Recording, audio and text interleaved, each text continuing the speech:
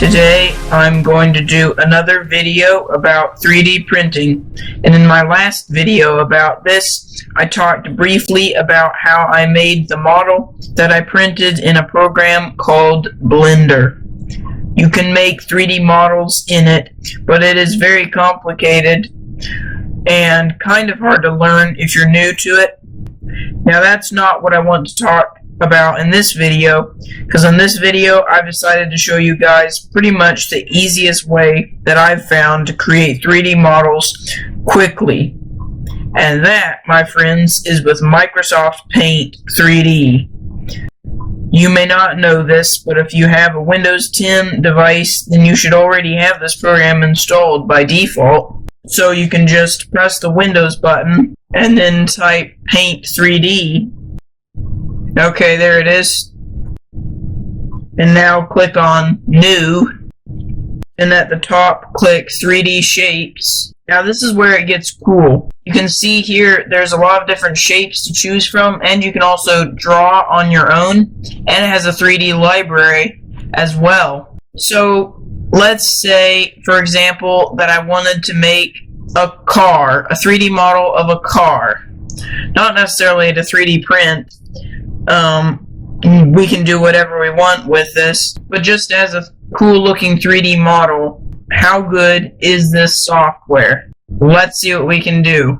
So the first thing we're going to do is make a tire. So you just click on donut there, and now we're in 3D view, and then you just click to add one, and we can just copy and paste it. So we have another wheel. We'll just move these around a bit to make it look right.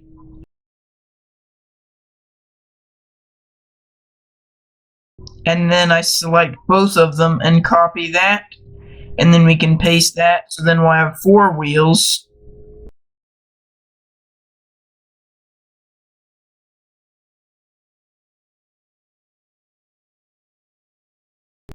And now we can create a body with the soft edge tool.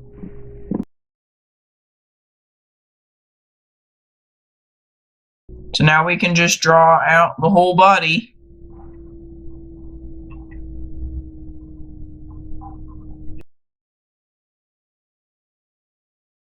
That looks pretty good. Now we can stretch the dimensions of this to fit with where we place the tires. Now that looks pretty good, but now we can add some axles. Also, to move around like I just did there, you press Alt and then the left mouse button. It works really well. And right click to change the angle of the view. And that's that. The best part is you can export it as a 3D model, and 3MF is compatible with the slicing program for my 3D printer. And there you go. Now you can do whatever you want with the model. Now, I tried a different thing with text. You can just make text and then have that as a 3D model, and then you could just 3D print it. So you can just text and then 3D and then type it in.